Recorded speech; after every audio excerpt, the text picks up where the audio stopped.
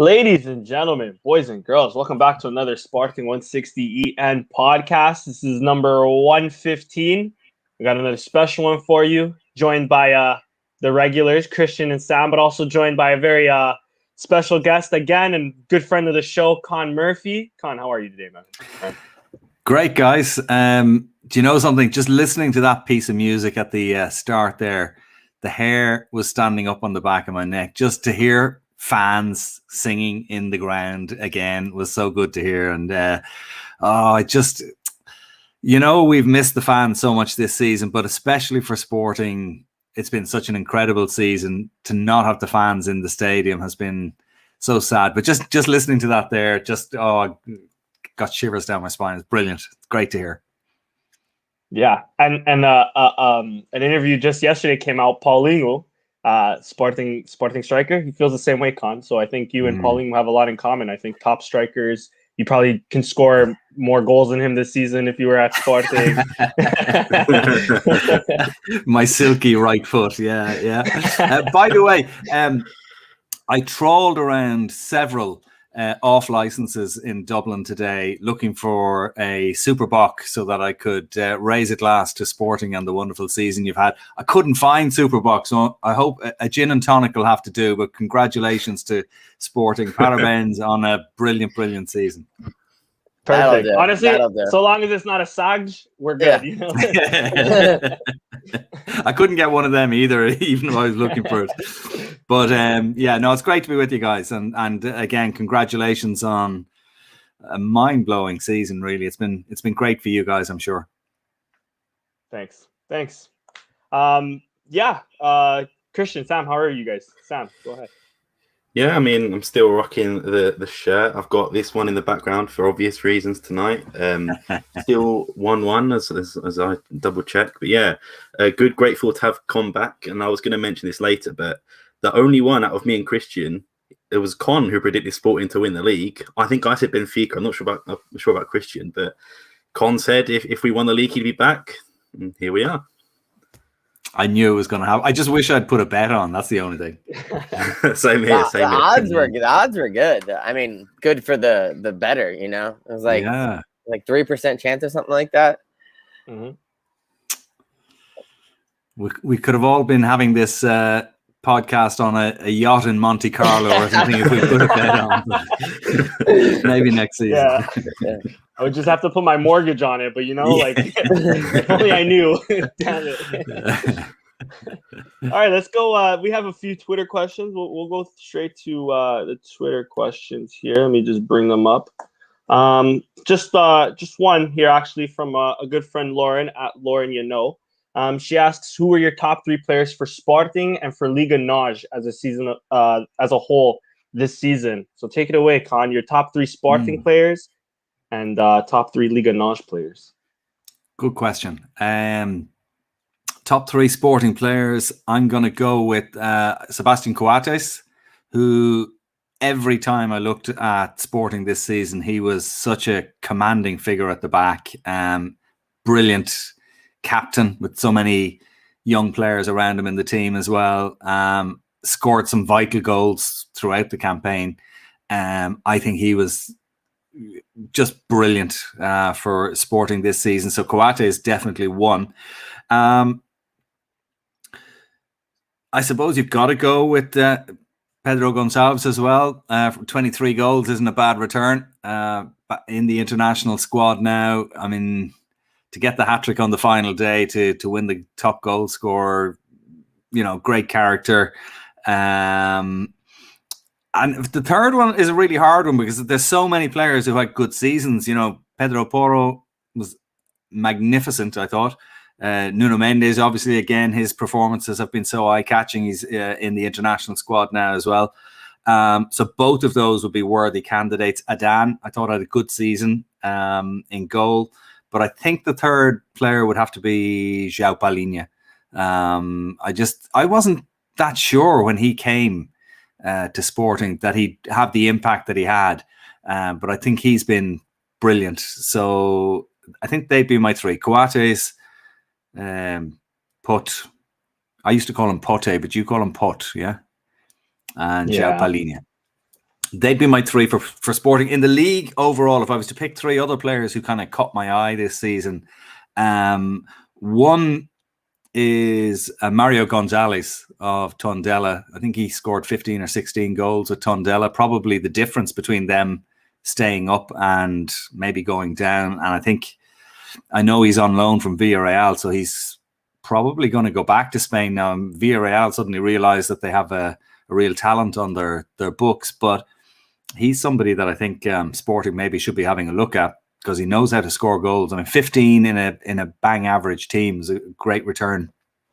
Ryan Gauld of Ferenc, how he's not in the Scotland squad for the Euros just beggars belief, I think. I mean, he was so good throughout. Like, he was playing in a team that were struggling, and yet, he was scoring goals from midfield, man of the match, I think 9 or 10 times throughout the season. He was excellent, and I'm sure there's a lot of teams are having a look at him with a potential move in the close season. I think the third one I'd probably go for is Beto, just again for his goals. He's the sort of striker that if I was a defender, I don't think I'd like to play against him. He's awkward to play against. He's quick. He's tall. He's scored, I think was it 11 goals this season. So they'd be three who kind of stood out for me, sort of non-Sporting players. You'll notice, guys, that I didn't pick one player from Porto or Benfica there. You got my good books. I'm playing to the crowd. Was there anyone from Porto or Benfica that particularly stood out to you this season? Just an analysis of those two rivals aside. Yeah, just briefly, I'd say for Porto, Pepe. Just the fact that he's still going a bit like Coates, but 5 years older, 6 years older. I mean, the fact that he's still doing it at 38, 39 years of age, in a difficult, like, it's not like he's a goalkeeper, in a centre half, and still doing it at the highest level. Like, even in the games against Juve in Europe, he was brilliant. So I thought he was really, again, a great dominant figure for them. Sergio Oliveira with his goals, albeit a lot of them were from the penalty spot, but no, he was good. Very creative player as well. And Taremi made an impact. I mean, there was a lot of pressure on Taremi, I think, when he came to Porto, and he delivered. So he was good. Those three would probably stand out for Porto for me. And for Benfica, it's been a really disappointing season for Benfica. I was talking to somebody else earlier on today, and I was saying that I think the loss of Andre Almeida for them early on in the campaign, losing him, was a big loss for them. I think he's a dominant figure for them at the back, and they missed him. So I think for Benfica, probably the good news is that Vertonghen looks very solid. Otamendi settled down after a couple of wobbly matches at the beginning, and I think Verissimo has been a really good signing for him. I think he's going to blossom, and the fact that he's been picked for the Brazil squad now on the basis of his performances with Benfica is good. They have issues, though. They have a lot of players that are kind of getting to the age where maybe they're just going over the hill a little bit, and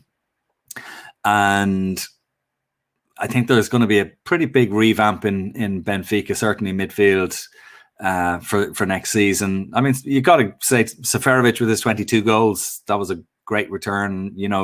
Early on in the campaign, he wasn't starting every game. He was coming off the bench for the last 20 minutes or what have you. And I think Darwin Núñez, next season is a really big one for him, because again, he came with such a big price tag that there was high expectation on him. And you saw a couple of times this season when he scored, he got really emotional, because I think he was feeling the pressure that he was under to deliver. And although he didn't score that many goals, he did, contribute a lot of assists and stuff. But I think next season is going to be a really big one for him, assuming, he gets his game and he gets picked. Yeah, no, 1,000% agree. I mean, especially on that Andre Almeida point. I mean, they were playing Diogo Gonçalves, who's been mainly a winger at that place. Yeah. Nuno Tavares hasn't really impressed me, at least. And yeah, 100%. Nothing. Another Gilberto 100 came in as well at right back for Almeida initially and kind of didn't establish himself in the team after a few games. He was out, and Diogo Gonçalves came in. Exactly. I don't think Gilberto going forward had half the impact that Andre Almeida had when he was there. He was a big loss. All right. Interesting that they had that change of goalkeeper mid-season as well. They obviously lost faith in Vlachodimos a bit, but Helton when he came in was very good, in fairness to him. Yeah, exactly. But yeah, they do need to revamp that squad. Nothing another $100 million euro investment will fix, right? Drop in the ocean. Exactly. Yeah, that's pretty much it with the Twitter questions. Yeah, that's pretty much it. Let's Sam, I'll kick it off to you if you want to give a little quick recap of the league. Yeah, I was just going to say, as I mentioned earlier, Con was the only one to correctly predict Sporting winning the league. Even the Sporting fans, me and Christian, didn't have a lot of faith. Was there any point in the season you thought that we might struggle? I know we had a few draws in a row and a few bad performances, such against Rio Ave is one that comes to memory. Did you ever think that we weren't going to do it? I didn't. No, I really didn't. I mean, there was a point about maybe 6, 7 games from the end of the season where maybe the gap was down to 6 or 7 points, and you kind of thought maybe if you start to drop a few silly points, you could find, they were getting within kind of touching distance a bit. But I never really thought that they were going to be caught. I suppose when you're a Sporting fan, it's just you're very nervous, that after such a long wait that they're going to blow it. But I didn't see it happening unless they had catastrophic injury issues or something, which they kind of managed to avoid, the key players especially. So in horse racing parlance, they would say it was a hands and heels victory, meaning that they never had to use the stick at all. It was just nice and comfortable all the way. And I mean, losing that game to Benfica was a bit of a sickener. It would have been lovely to go through the whole campaign undefeated, but in the greater scheme of things, no real damage done.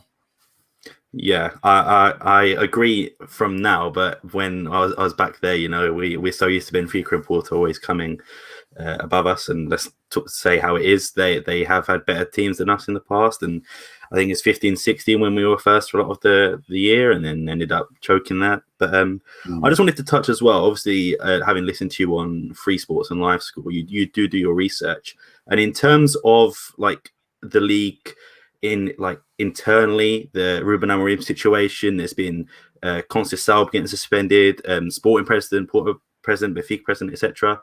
From an outsider's perspective, what do you think needs to be done, and do you think it's sort of stopping the league progressing in a way?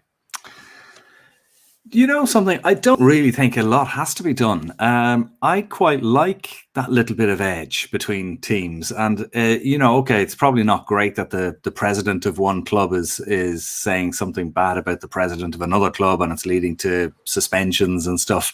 I used to have, and managers getting sent off on a fairly regular basis throughout the campaign is not a great look, but it kind of also shows how passionate they are about the whole thing. And if I'm not mistaken, I think Conceição got sent off as often as Ruben Amorim did this season, and they weren't the only ones by any means. And I don't know, was it you, Sam, or somebody made the point before that in the empty stadiums nowadays, what the coaches and the managers are saying, and the substitutes indeed in the dugout during the game to the likes of the fourth official or the linesman is much more audible now because there's no crowd noise in the stadium, and that's why we're seeing so many red cards this season for coaches and so on. I remember Pepe got sent off in the same game as Ruben Amorim at one point.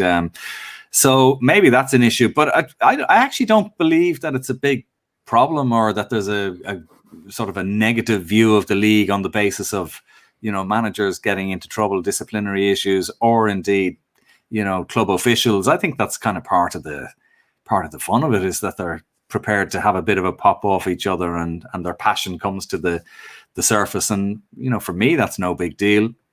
Although I think the likes of Ruben Amorim does probably need to just chill out a tiny bit on the sidelines and maybe try and calm him. I mean, I think he's actually said himself that he needs to try and sort of be a bit calmer in stressful situations because, you know, suspensions are not good. But having said that, I think, you know, I quite like the little bit of edge on the sidelines as well. Yeah, definitely. The last question I had for now is there's been a debate on this podcast, and we're sort of split on the case of Thiago Tomas versus Paulinho, or Thiago Tomas in general. Do you think Thiago Tomas this season performed well? And do you see a bright future for him? And do you think he would need a loan or to stay? I would be interested to hear your opinions. Yeah, funnily enough, I made a list of my Sporting players, you know, the ones who kind of had a really good season, the ones who had a kind of a middling season, and the ones who disappointed. And I've only got 2 players in the column for the ones who disappointed, and Thiago Tomas is one of those 2, I'm afraid. The other is Mateus Reis. I don't think he looked that solid when he came into the team, you know. I don't think he added. I hated every minute that he was on the field. I'm not going to lie. Yeah. That's interesting. Yeah. I think Thiago Tomas, I mean, 3 goals is not good enough in a team that's, you know, winning the league. Now, admittedly, you know, probably half of his appearances were substitute appearances, but I think a loan move for him would be good. I mean, when you look at what some of the other strikers were doing in the league, like I mentioned, Mario Gonzalez earlier on with his 15 goals for Tondela. If he's scoring 15 for Tondela, he's going to score 20 plus for Sporting, you'd imagine. And likewise, Beto, I think, you know, would probably score 15 or 16 goals for Sporting in a season. So Thiago Tomas, I think he'd benefit from a move, a loan move to somebody. I mean, we saw Pedro Marquez this season doing pretty well on loan. You know, his 5 goals, he seemed to be playing well and he was getting lots of game time. And I think he's benefited from that move. So somebody like Thiago Tomas going to a Paços de Ferreira or whoever it might be, mightn't be the worst thing for him because he's not going to get a lot of game time at Sporting with the form he's showing at the moment in front of goal. I'm very glad someone finally agrees with me. It's taken many guests and many people. Got one person to agree. And I mean, I don't mean to knock him because he's obviously a talented player. I mean, you don't get to where he's got without having something. And you know, he's definitely got something, but he's very young. He's very raw. And you know, if you're talking about going into the group stages of the Champions League next season and being really competitive, I don't think he's the man who'll be playing up front for you. I think he's got to go out and you know, hone his trade, if you like. And that's probably at a place like Gil Vicente or Belenenses or somewhere like that, you know? Yeah, 100% agree. I'll pass back to Danny if he has any questions. Yeah, for sure. Let me pass it right to Steph though. Steph, thanks for joining us, of course. Go ahead, man. Season recap and any questions for Con. Okay, thank you for putting me on the spot. I appreciate that. No, I mean we just a little bit off topic. We just clinched the final of the rink hockey team. So our Sporting just won against Barcelos. You guys do know I'm a big modalities fan. I don't follow only football. So we just clinched that, which to me was a big deal. So congratulations to our hockey team. Besides the season of Sporting, we got a title after 19 years. What else can we want? You know, I mean, that's it's a phenomenal achievement, and we have to give all the credit to Varandas, Hugo Viana, and Ruben Amorim. I watched the backstage video. I don't know if you guys had the chance to watch it. I think it was like 20 minutes long. So if you go to YouTube and Google it, you'll be able to see it. It was phenomenal. And then I watched the one from Seek Notices and Varandas. I think that was a little bit longer, like 28 minutes. And that was interesting too. And I think he was right on point, up to the point with the attacks to our shit, the attack on our academy. I think it was like 2 years ago. Which it is what it is. But I do have a question for Mr. Murphy. So, as an outsider that follows the Portuguese league quite a lot, which I'm very impressed, by the way. I think you're an excellent commentator. What do you think about the junction getting together between the Portuguese refereeing department and the French refereeing department? Do you think that will solve our problems, or it's just going to be more of the same? That's an interesting question. I wasn't aware that so you're going to have some French referees on games in Portugal and vice versa. Yeah, they've agreed to do like a little referee exchange. I'm not sure how many games or to what extent, but yes, there is some sort of agreement for next season. Yeah. I think that's maybe not a bad thing in a way, because sometimes I wonder if there's a bit of familiarity between referees and certain players, and if they have their mind made up almost in advance about certain players and the way they play. In an overall context, I think we may have spoken the last time about refereeing in Portugal, and I was saying that overall I think it's not too bad.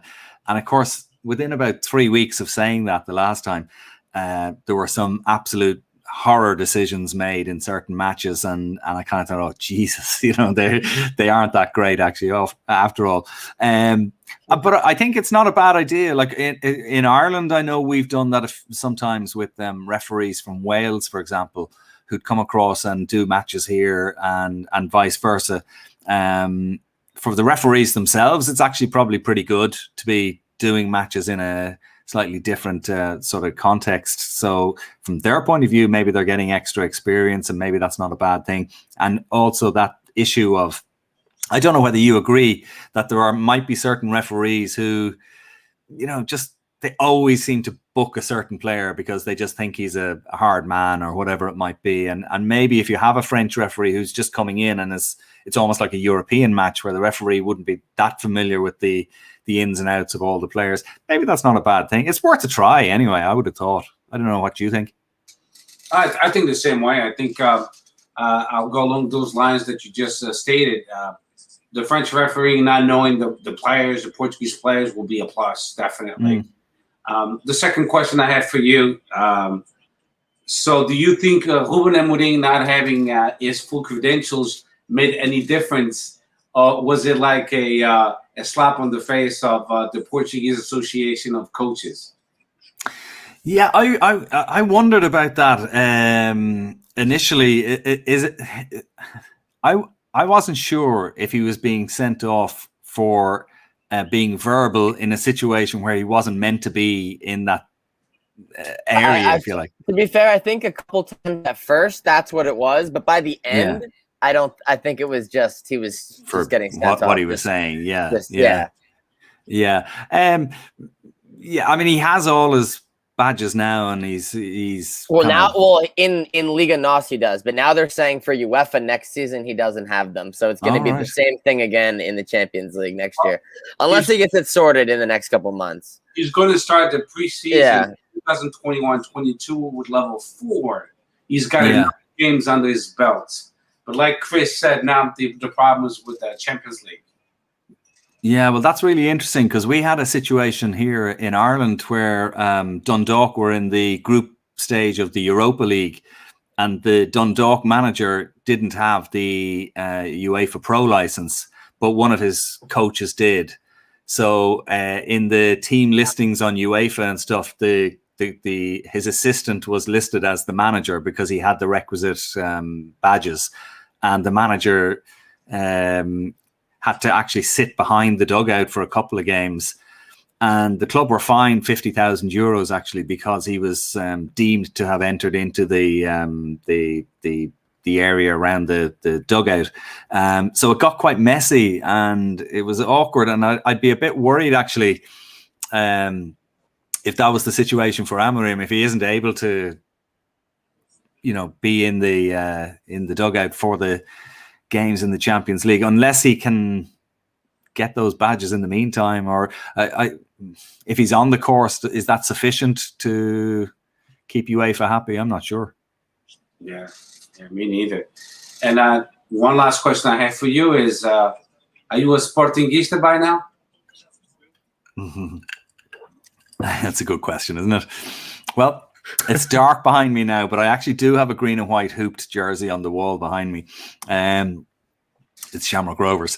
But yeah, do you know what it is? I've loved the journey that the club have been on this season. I've loved the fact that, you know, Ruben Amorim came in and was prepared to give all these young kids a chance, and they took it. You know, the likes of Nuno Mendes and the other, even Thiago Tomas, you know, all teenagers. I know Quaresma didn't see much game time this season, but I mean, Pedro Porro was young. He's only 20, 21.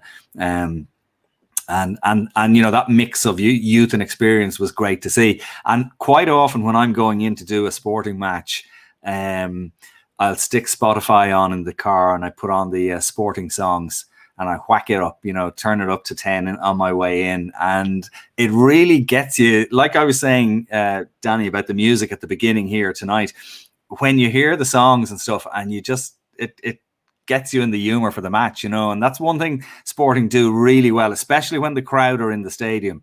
The build up to the game, you know, that sort of 15 or 20 minutes before kickoff, I get a tingle down my spine every time. And I love those songs, and I love the anthem when the team come out, and the Frank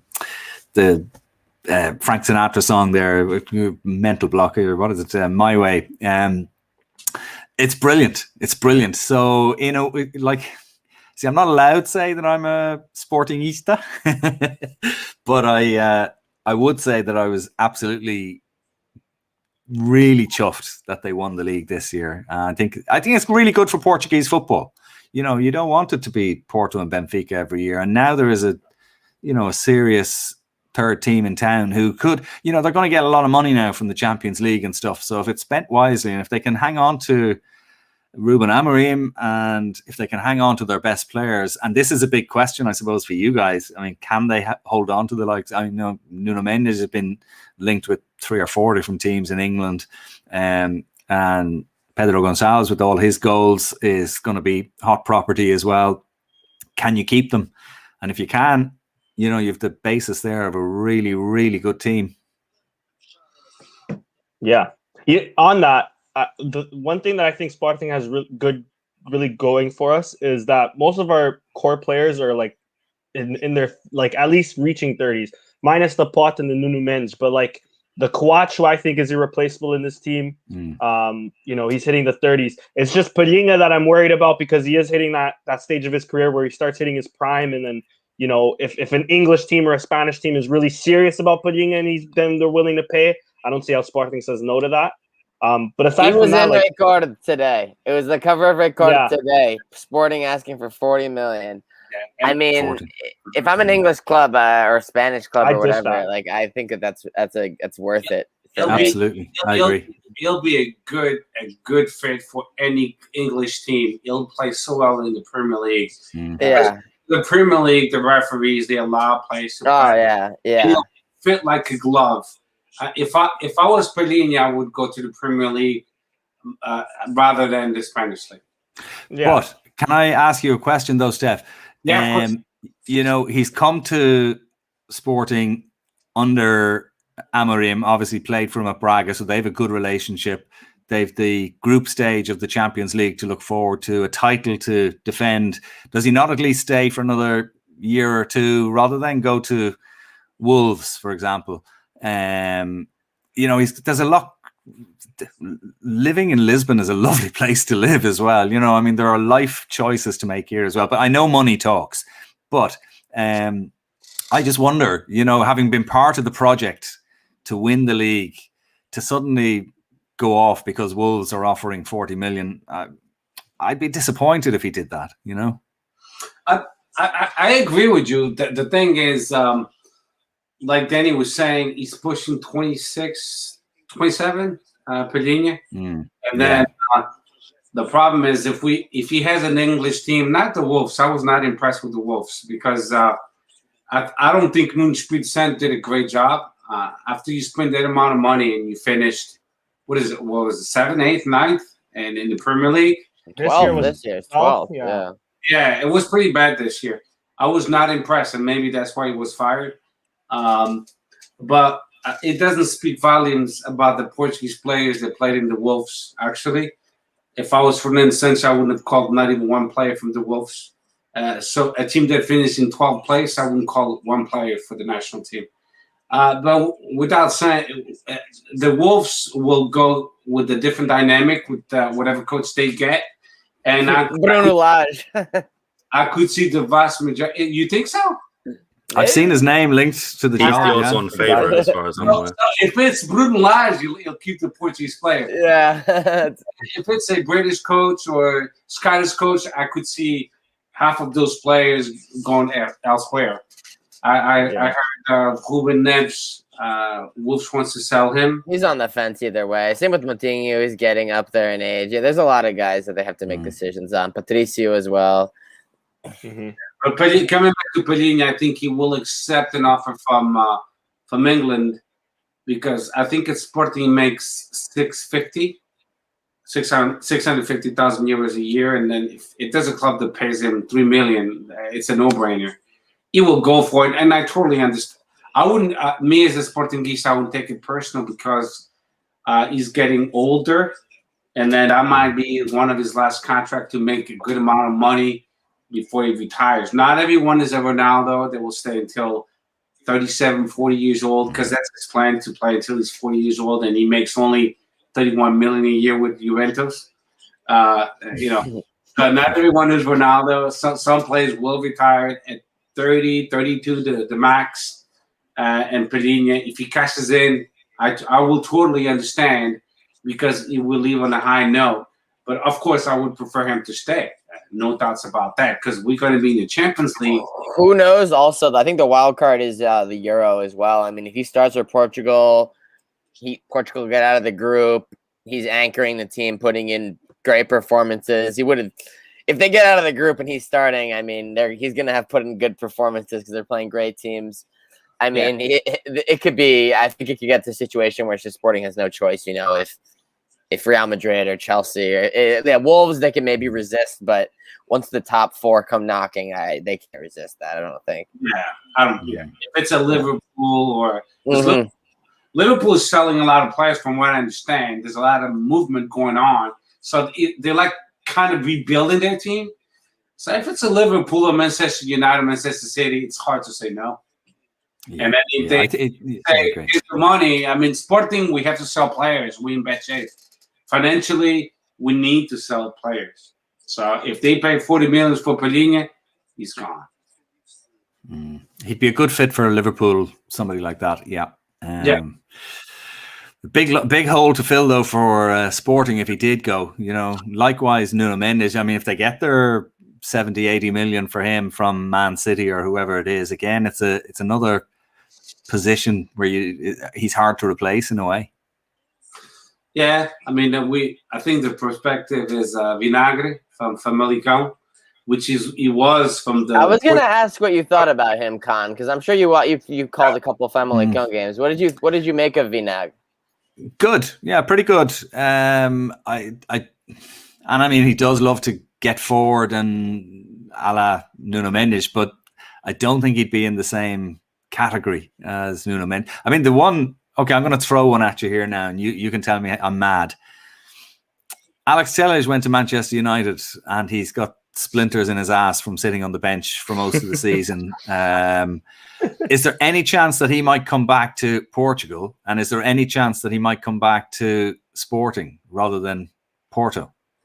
I feel like the wages would be too high for him at the moment, unless it's like a loan, like involved in, like, say, the Nuno Mendes swap where Man United pay a portion of the loan. But for me, I don't see that one happening. I don't know if you guys remember, but a couple months back, there was an Alex Telles rumor.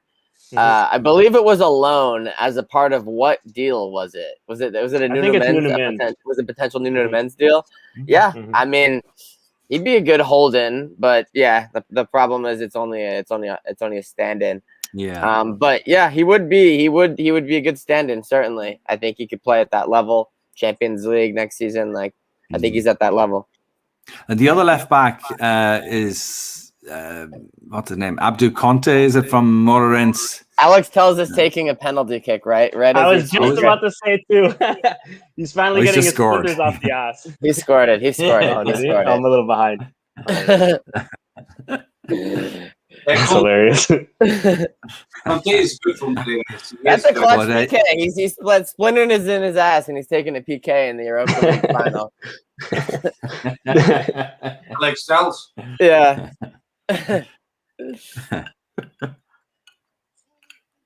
But yeah, Abdu Conte, former Sporting. Where was he? I think he was made the bench once and didn't play at all. Who? Abdu Conte was at Moreirense. Yeah, I mean, I think was it Sporting B as well. He played bit for them. I feel like it would be one of those under 17. Yeah, he played the whole youth at Sporting. Yep. And he currently got called up to the U21 team for Portugal with Trincão and somebody else getting COVID and not playing. Gary Correa. So it's a good show, to be fair. I always liked him. Yeah, I didn't know. I didn't know the under 21 was only one game against Italy on the 31st, and then they clinched. The semifinal. By the way, yeah. They already played the group. That's what they were doing over like the winter, like March-ish. They played the group stage. Yeah. I was surprised that the Inacio didn't get called for the under 21. What do you think about that, Murphy? Inacio, he played most of the games at Sporting, and then Rui Jorge from the national coach of under 21 didn't call him. What's the explanation about that? I'm trying to think who's been picked ahead of him because he's, he did very well when he came in. Diogo Leite from Porto, right? Who's good? Yeah, Late. Another Porto center back, right? Yeah. Or no? Was it Diego Quiros from Famalicão? Oh yeah. Because him and Leite have played together since they've been 8 years old, I think. So they've come up from Porto under 19s B team. They've come up all the way, and I think Quiros got released and plays for Famalicão now, but by all accounts, hasn't had a terrible season. Yeah, I thought Inacio did well because initially that three of Luis Neto, Coates, and Fidal, for me, they were just like fantastic. And I was a bit surprised when Neto couldn't get back into the team after he was out. I think he got injured or something, and Gonzalo Inacio came in and did really well. He didn't catch my eye the same way as, say, Militao when he was playing with Porto. I remember looking at him and thinking, Jesus, he's really brilliant. And Ruben Diaz as well when he came in at Benfica. But he's solid, and he's still only 19, I think, is he, Inacio? So, I mean, he could still be playing under 21 in 2 years' time. So he's got a bit of time in hand. But again, it's another example of Amorim giving young players a chance and them coming in and doing really well. And, everyone is watching the game.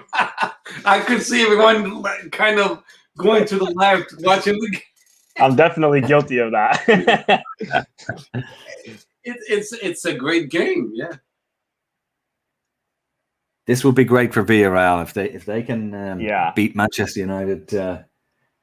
Then Mario Gonzalez mightn't get back into the team in Villarreal, and he might actually be available for somebody. Well, I hope MU wins it because we would clinch a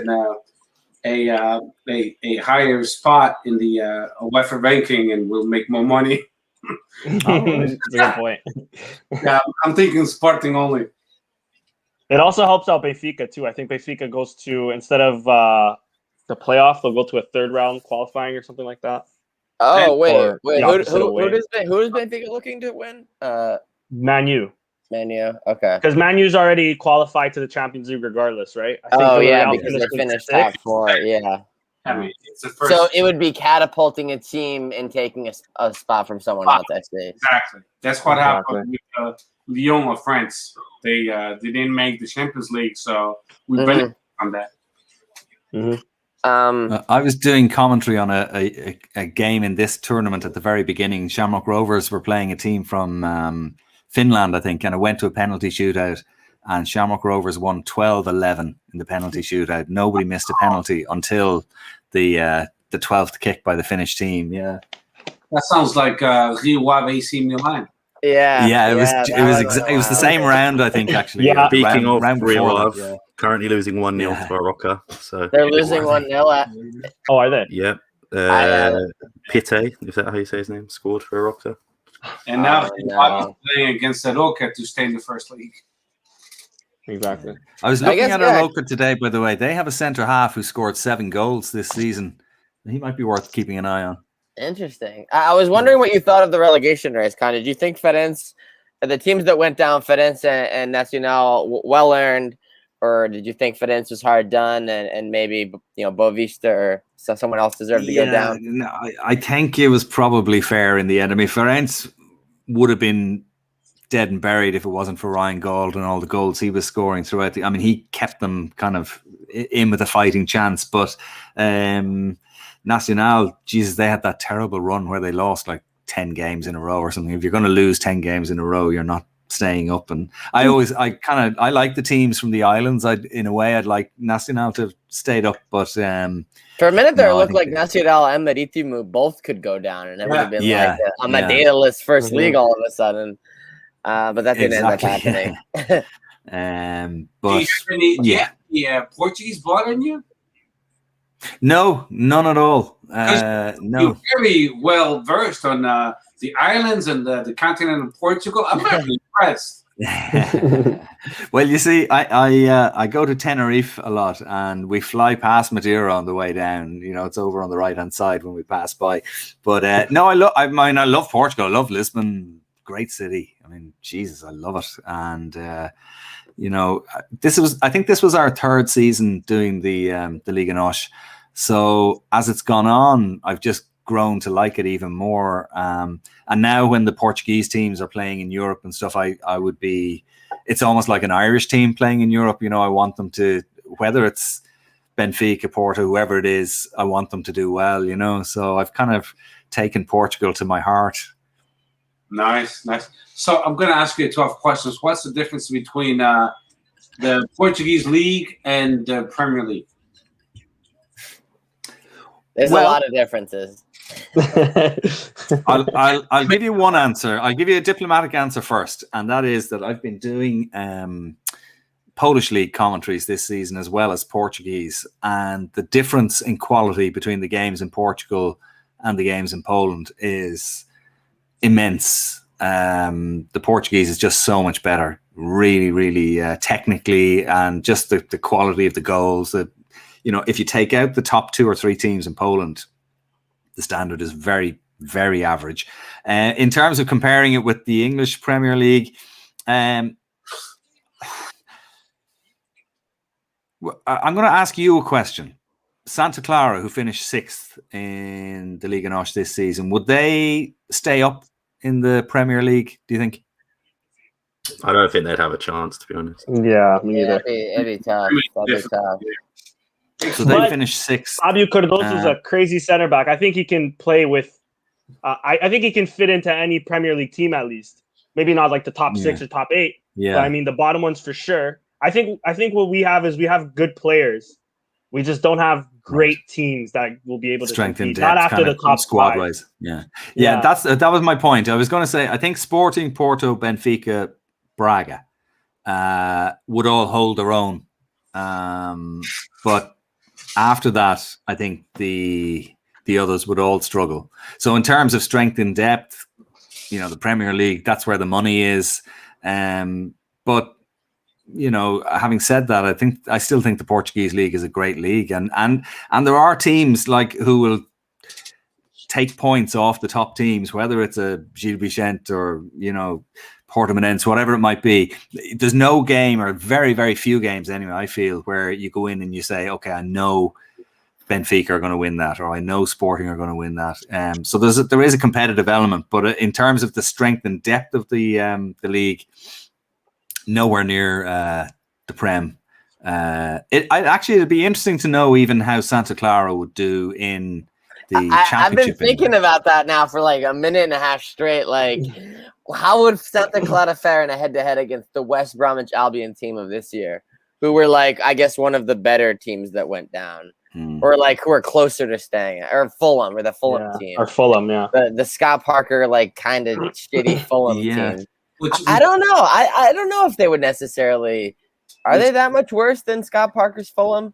That was from. No, I think they'd be competitive against the Fulham. Not against a Manchester City or Liverpool. Yeah, but is it against the Fulham? They'd have a chance. I think. Is the experiment is enough to stay up though? Yeah, it's tough. That's a. Yeah.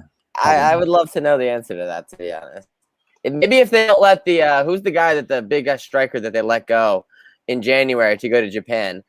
Thiago Santana, was it? Yeah. Maybe they keep him. I don't know. I think it ends up probably about the same, right? Where they're like 7 points off. Well, we might get to see. I mean, it's possible Santa Clara might play Tottenham, for example, in the Europa Conference League. So that would be that would give us an idea. Massive stadium. I'm a Santa Clara supporter. That's amazing. So I'm going to do a tougher question then. So what do you think Sporting, Benfica, and Porto would finish in the Premier League? Sporting this season with this squad, I think they would be. This season. I like that. I think Sporting would have had a really good season in the Premier League this season. I think they would have been top 7. Top easily. 6. Well, no, like when West I say Ham, easily, West we're Ham ahead of Arsenal. Yeah, they'd be in that West Ham territory. Yeah. I mean, look at what Porto did against Chelsea. Like, they were really competitive against Chelsea, beat them in the second leg. Sporting finished 5 points clear of Porto. So, yeah, I think that again, I almost kind of consider Manchester City just at a level above everybody really at the moment. But I think Sporting against Manchester United, Arsenal, I top 6, qualify for Europe. That's it. But you're there anyway. Yeah. Maybe they slide in the top 4. It'd be great to know, because the way that the Portuguese league is set up, right? It's set up in such a way that it's like, the Porto, and you play Benfica Porto twice a year, and it's just tie those games. Everyone pretty much just agrees that those games will be a tie or whatever. And I mean, it's about how you do in the other games. But I mean, Liverpool, Man City, Chelsea, you're talking 10, 12 games against top competition. It'd be a fun experiment to know, how would you fare. The depth of the squad would it be tested in a way that it is not tested in the Portuguese league. Yeah, I agree. Quick update: Villarreal just won. De Gea got his penalty saved.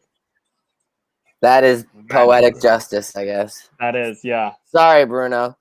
At least now I can flip that around. Bruno made his PK. I'm pretty sure. Well, I guess did anyone miss their PK until the end? Only De Gea missed it. Yeah. So I guess at least now I can 11-10. Yeah, close to that Shamrock Rovers result. Just saying. Yeah. And now I can jump back onto yelling at United fans for wanting Mourinho out. I can all aboard the Mourinho train again. But you know what? That's a great result for football. Agreed. For a team like Villarreal to win a European trophy against a powerhouse like Manchester United, I'm really happy about that. Yeah. I agree. Sticks one to the Glazers. It sticks one to the Super League as well. Spanish teams in the Europa League, man. The 4th through 6th Spanish teams in the Europa League, unstoppable. They've been dominating the league. Yeah. Unai Emery with 4 Europa Leagues now. I think 4 or 5. I believe Insane. insane. It's sweet for him as well, having knocked Arsenal out in the semi-finals. You know, it's extra. Yes, after they fired. Yeah. So a quick, just to jump back a bit on the last topic, I guess, before we go on to the Euros, just to jump back on the relegation battle. How did you see, this Riwaf team? We went from they went from penalties against AC Milan, nearly missing out on Europa League, to now 1-0 down to Roca, who might actually be in the second division. What went wrong, do you think? That's a really good question. I don't know the answer, because I mean they were a kick of the ball away from knocking AC Milan out, and they should never have lost that match. I don't know what their problem was. I mean, obviously they didn't score many goals. 25 goals in 34 matches is not good enough. And maybe their over-reliance on Sporting discards is not the way to go, I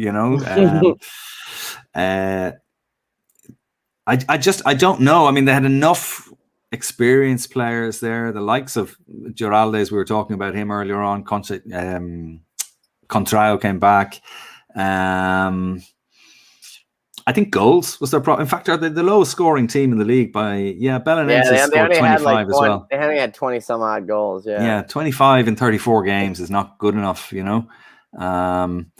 So goals, and yet when you look at the forward line that they had good players, Mane, Jelson, fellas who should have been scoring more. So I don't know. I don't know. Have you a theory?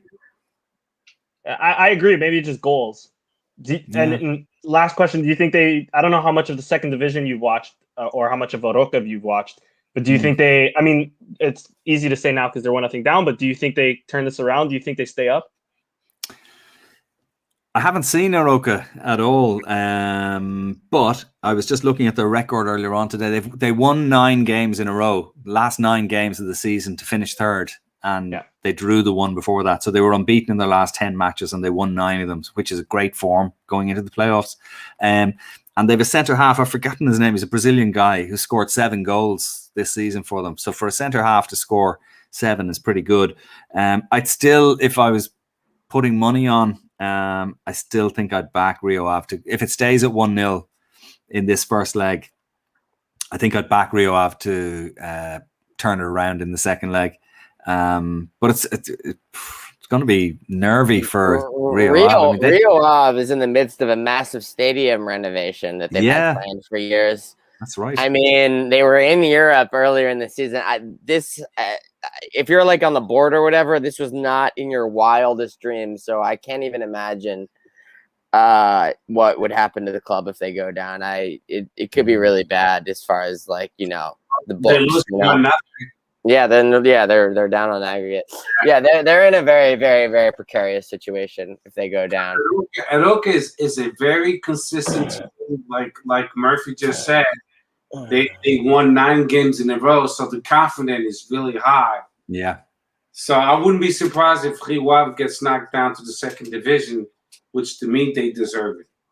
Con, I have one last sporting question before we move on. I've had this theory that the reason Sporting was able to play the formation that they did this season and for it to be so successful was because of their outside back play. It was just consistently at such a high level, and even if both weren't at a high level, which they often were, at least one of them is having an excellent game. Because there was a stretch there where Puro was not so good or whatever, but he was still good. And there was probably a couple games where Nuno Mendes wasn't at his top of his game, which is understandable. But there's just so much. The vast majority of the games, I mean, one or both are having a great game, especially when they move to a situation where they have 2 strikers and they're abandoning a winger to have like a more traditional striker and an extra midfielder. I feel like the wing backs basically covering 2 positions was such an important factor for them. If Sporting were to lose, most likely they're going to be losing Nuno Mendes. But I mean, I would not be shocked if they end up at the end of the day losing Pedro Porro as well. Mm. Do you think that the formation is still tenable? Because I think we already know the answer. Mateus Reis is not any sort of replacement for Nuno Mendes, and maybe they get Vinag, and he obviously has potential and he's good, but maybe he's not a shoe-in replacement for Nuno Mendes. Is this formation with 3 center backs and the 2 wing backs feasible with new players that aren't Porro and Mendes? Yeah, I think it is. I mean, it's the way Amorim seems to want to play, and it's proved very successful. The other one I was looking at for maybe a potential replacement for Nuno Mendes is Mangas from Boavista. Yeah, I like another him, fella. yeah. He likes to get forward, scores a few goals. Good defender. Maybe wouldn't be quite as exciting as Nuno Mendes going forward, but a good solid player nevertheless. So maybe he could fit into that role, left wing back. On the right hand side,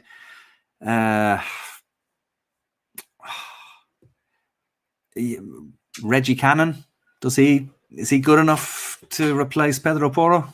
I don't know. He's a hard player to replace if he does go. You could be looking abroad maybe as well. There is a left wing back playing for Legia Legia Warsaw. Filip Mladenovic is his name. He's a Croatian international and big, tall left wing back, loves to bomb forward, delivers a great cross in, really good striker of the ball, scores a few goals, tall guy. He'd be worth having a look at. I don't know if you talk regularly with Ruben Amorim, but if you do, you can tell him that I said Filip Mladenovic is somebody that maybe they might have a look at if they needed to replace a left wing back, because that's his position, and he's an international. He's a really good player. The right hand side, though, I think could be there's nobody screaming out at me as a replacement for. Do you Pedro think Porro. that Carlos Mené can play that spot? Because the Portuguese press seems to think that Carlos Mené is an alternative to Pedro Porro if Asgaio doesn't work out. No. No. I don't understand this. He's not a defender, even though you're playing right wing back, you still got to defend. I don't understand the insistence to think that he's a right wing. Maybe that's just the papers, but what do you even make of the rumor of Mené in the first place? Were you that impressed with him at Rio Ave this season to warrant being brought back to Sporting after he was let go? I think he'd find it hard to get into the Sporting team at the moment. Who do you leave out to bring him in? No. You just have to look at Rio Ave's goal tally this season. He's scored a couple of goals. He's done reasonably okay, but he's not. We're now talking about a team who are going to be playing in the group phase of the Champions League. And so you need players of that quality. And I'm not sure if he's up there. No. They've tried Gonzalo Plata there a few times as well. And again, he's not a defender, so you're asking somebody to do a job that they're not really that suitable for. As a filler-inner for the last 10 minutes of a match, maybe okay. But for a season, wouldn't be for me, no. So that's why I'm thinking Cannon, he's an international. He is a defender. He's quite quick, does like to get forward in a good team. Maybe he could be somebody they might be having a look at anyway, But I endorse any American at Sporting. That'd be great for you. Yeah, that's cool. I'm cool with Reggie Cannon. What's the story with Porro anyway? What's the talk on the ground there? The talk on the ground is that he's on a 2-year loan, and Sporting does have an option to buy. But it seems like that it's all good. But at the end of the day, there's just always the Man City bully factor, and it's you hope Sporting has all their bases covered as far as the paperwork goes to guarantee him for another season. But it's tough. It's tough, and I think him not going to the Euro due to the little knock he picked up in the second again the Benfica game is actually gonna is going to in the end assure that he's back at Sporting next season. Because if he goes to the Euro, Spain has one right back. It's who knows. I think it'd be very tough. I think MC they trying to use him as a bargaining chip to acquire to get Nuno Mendes. So maybe it helps us get Porro on a permanent deal. But even if we do get Porro on a permanent deal, I think it's still for one more season, and then we'll probably sell it for hopefully triple profit. Exactly. Yeah, you got it. Yeah. Well, that wouldn't be a bad deal for Sporting, because the one thing that strikes me when I look at him, he seems to be very passionate about the club, like his celebrations of match victories, obviously the celebration of the title. He was living every moment of that. He was loving it, and so he seems to have bought into the Sporting ethos, and he seems to love Amorim and stuff, so that could help as well, that relationship with the manager. If you look closely on how Sporting put the team together, I hate to say it this way, but that's the only way to say it, and you guys will agree or disagree with me. It was a bunch of players that were rejected once upon a time, and then Ruben Amorim made them believers and said, "You got the potential. I'm going to get you there. Believe in me because I believe in you." And then that's how we won the title. You look at Vincent, you look at Paulinho, which never won a championship with Braga, only a League Cup. You look at the play all around, all the players we managed to get together, and that's what I think. What do you think, Murphy? That's a great point. Even if you look at the goalkeeper, he was second fiddle at most clubs he was with for a long part of his career. But he's really blossomed for Sport. I thought Adam was great. I know there was one game where he gave away a terrible goal. Was it against Belenenses a few weeks ago? Yeah. But apart from that, he's been almost perfect this season. I think he's been excellent. Coates has obviously, in the past, he's been let go by Liverpool, and if you want to put him into that reject category, Pedro Gonçalves is a one-time Wolves reject. Exactly, yeah. Albeit he was very young at the time. And even, I suppose João Mario, in some respects as well, didn't really hit the heights when he was in the UK.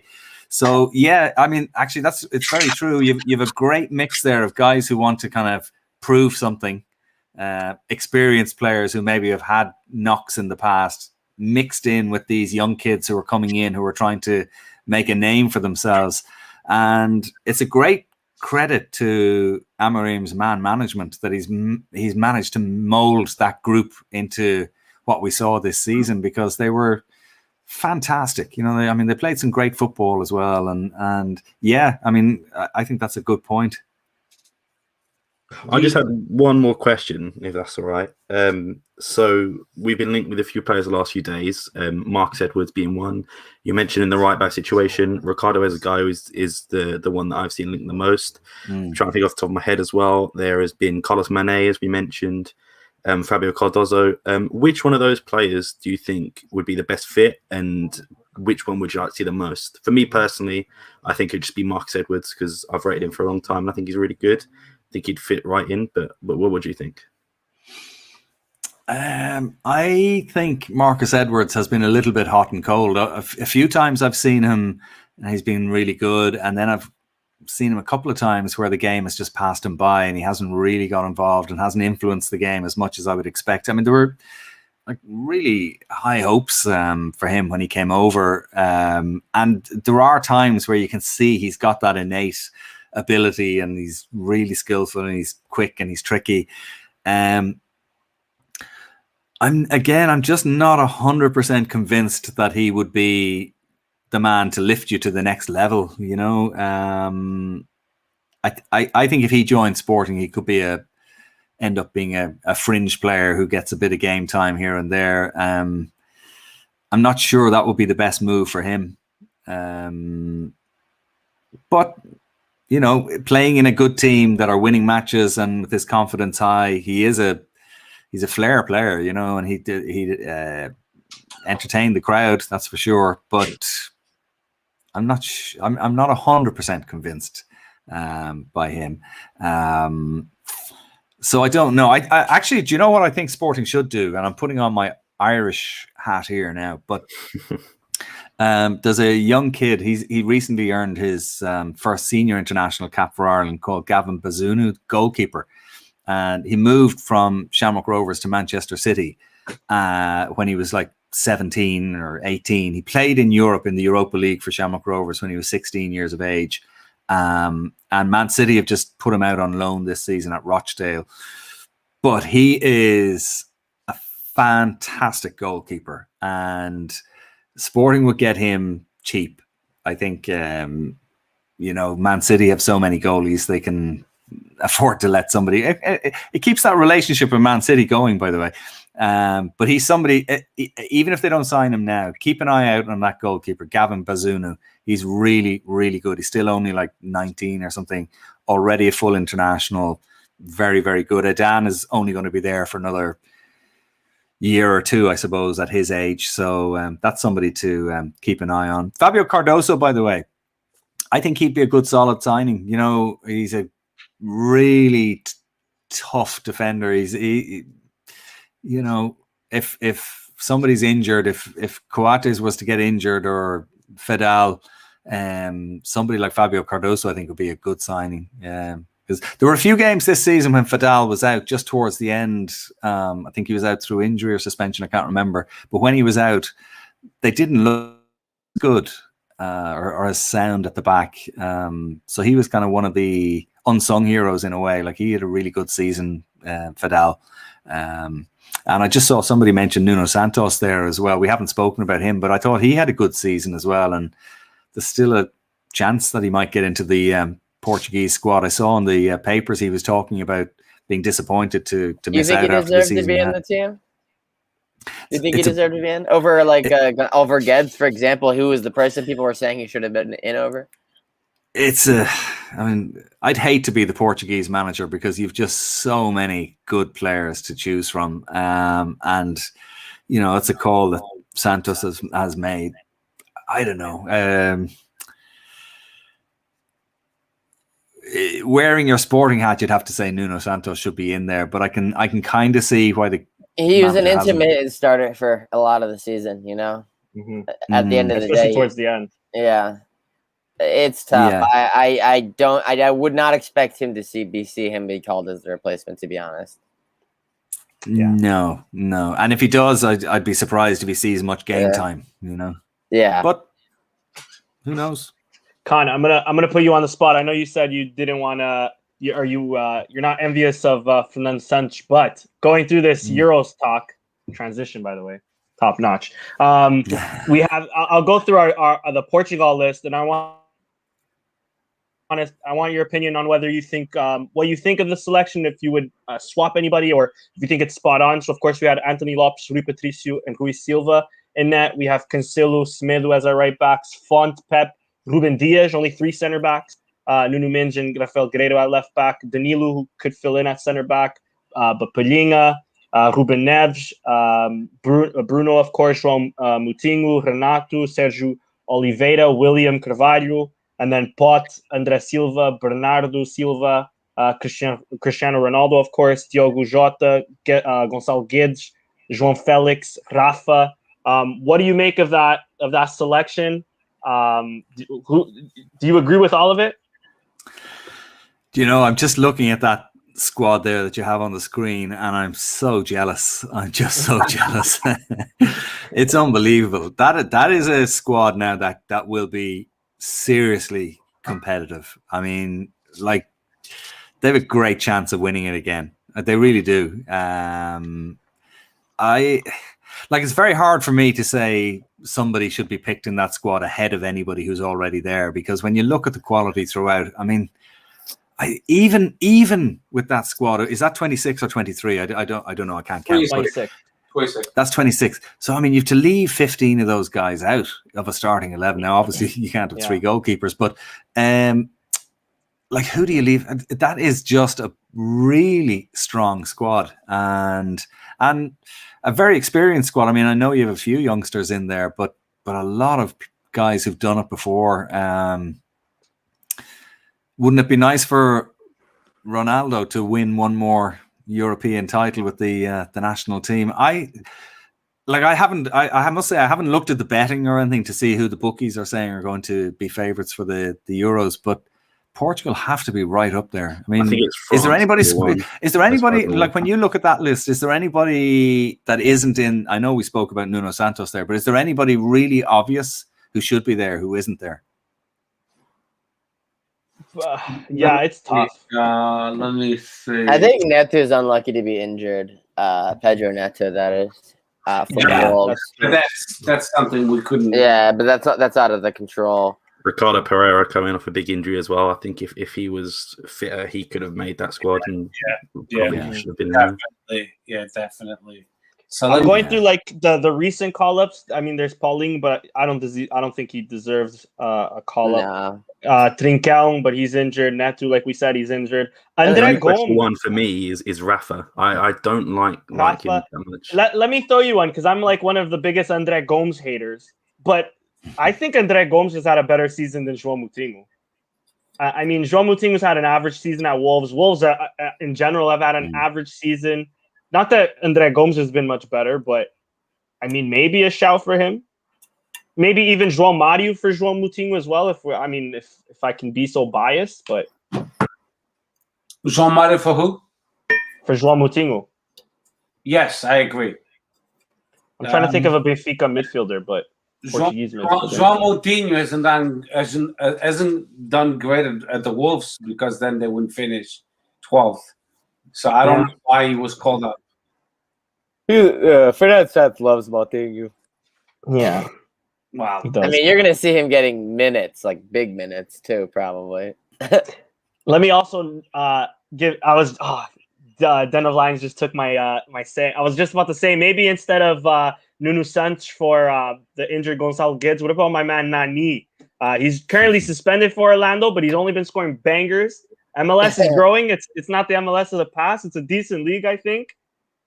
Brings some experience. Fernando Santos knows him. Boys, I have an announcement to make. Rio Ave are in the second division. It's now 3-0. Oh, wow. 3-0. 3-0. Wow.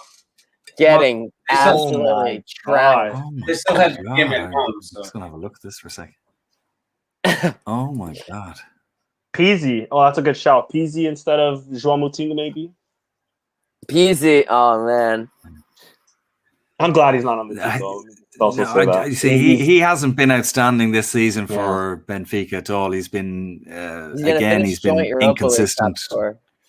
Right. But half of them were penalties, maybe more than half. You know. I mean, I can see what you're saying, Sam, about Rafa Silva, but he's the sort of player who could come on with 20 minutes to go and just add a bit of energy to a team and maybe nick a goal. His stats are actually better than you would think they would be, to be honest. I was looking at them the other day because I thought the same thing. Yeah, I mean, he doesn't really always pass the eye test, but I guess like what you said, all he'd ever be is just a spark off the bench, really. I think so, yeah. Sam is just being anti-Benfica, you know. Surprise. 100%, definitely. I'll tell you what, instead of João Moutinho, I would have called Bragança.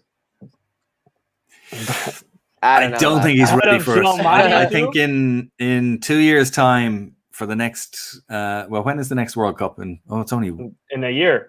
In December now, because I'm looking forward to see him doing a battle with like Conte in like a Champions League game. Let's see how he holds up in something like that before he's in the Euro squad. I think it's too early for him. I'm a big fan of Bragança. Every time he came on, I really liked him, and I think he's got a great future, but I just think it's a bit early for him. He's probably in the under-21 squad, is he, or is he too old? He is.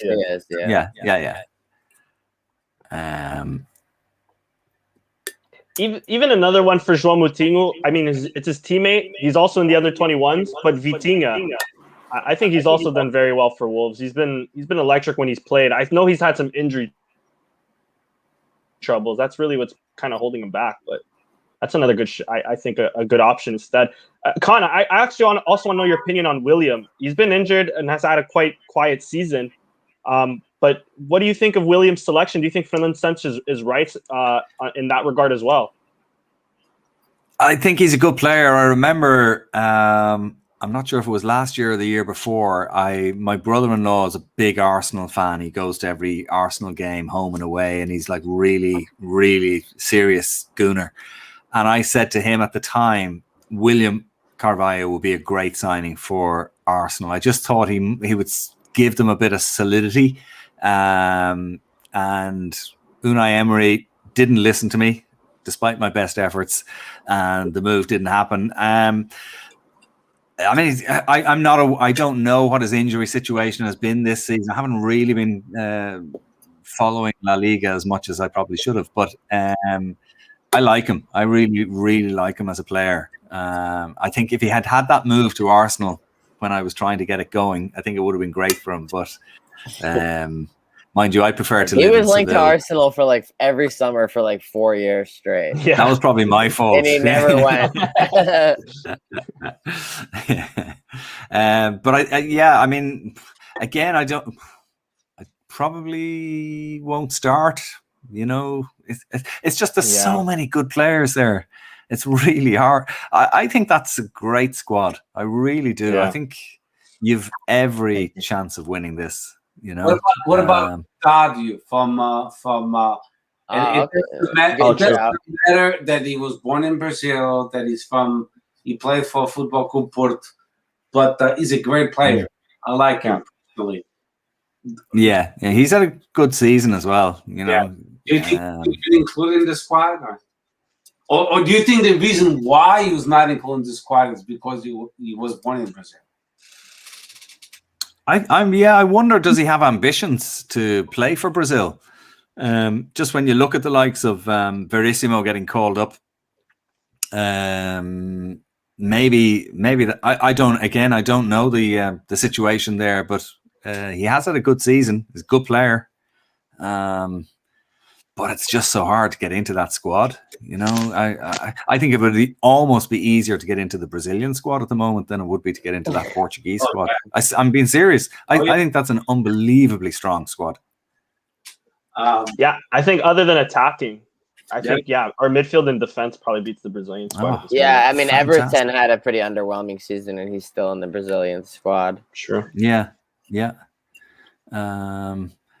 I got a fun fact for Murphy. So Ryan Gold, how do you think his Portuguese is? Oh, I'd love to know. I'll tell you, it's impossible. He speaks no way, is it? Yeah, it's really good. With a Scottish accent. He's lived in Portugal for like 6 years now, right? Really? Yeah. No accent. It's Portuguese. Yeah, it's perfect. That's amazing. Yeah, I think he'd be a good signing for any team. I wonder what will happen with Ryan, if he'll go to like the English Championship. Well, Benfica's the linked one, or if he'll stay in Portugal. If he'll go elsewhere. I mean, I think he could go anywhere, really. It'll be interesting. Yeah, I think he's been linked with Celtic as well in Scotland. Yeah. But that would be good for him. Yeah. I think a move to Benfica for him would be a great move. There's an anti-rival clause in his contract, they say, which is complicated. It'll be good for him as a football player, but on a personal basis, knowing the Sporting and Benfica. Jorge Jesus was the coach that never gave him a chance at Sporting. So exactly. Would Jorge Jesus that's interesting. Yeah. Would Jorge Jesus really sign him again? You know. I know. I don't think so. That's a great point. Yeah. But JT he's had an amazing season that he knows. Maybe he's come around after he's seen him now. Fair weather fan. Sorry. But like, speaking of the Euros, how he didn't get into the Scotland squad, with 26 spots, 3 extra spots, and he still can't get in. Ah, Jesus, that's a terrible decision. I better see Scotland in the semifinals or something. If they're that good. I better see them making out of their group, let alone that. That's just I'm wondering, is that a bit of out of sight, out of mind. You know, Yeah. if he was playing as well as he's playing this season in England, for example, there's no way he wouldn't be in the squad. Or Kilmarnock or something. Yeah. He was nominated 9 times the best player of Liga NOS. Yeah. 9 times, the most ever in the Portuguese. Is it the most ever? Yeah, that's amazing. And this year, yeah. No, super player. So I can't understand how he didn't get into their squad, but you know, that's their problem now, I suppose. The biggest dangers to Portugal, Belgium, England, maybe. I mean, our group is Germany and France, and then Hungary. France have a good team as well, I think. I think Germany are always a good team, right? Like, no matter what. That German efficiency. Exactly, and they're also playing at home. I think we also play Hungary in Hungary. Yep, yeah. we play Germany at home and we play Hungary at home. And the other game is France. So no easy games. That's a very tough group, isn't it? Yeah. Really tough. But having said that, Portugal are probably the best team in the group. I mean, I know Sam was saying France are good, and they are obviously good. Germany are always going to be difficult to beat, especially at home. But Portugal shouldn't fear anybody, really, you know, with that squad. So it's going to be interesting. It's going to be very. I'm just sad that Ireland aren't there. We missed out in the playoffs, you know. Yeah. Beaten in a penalty shootout.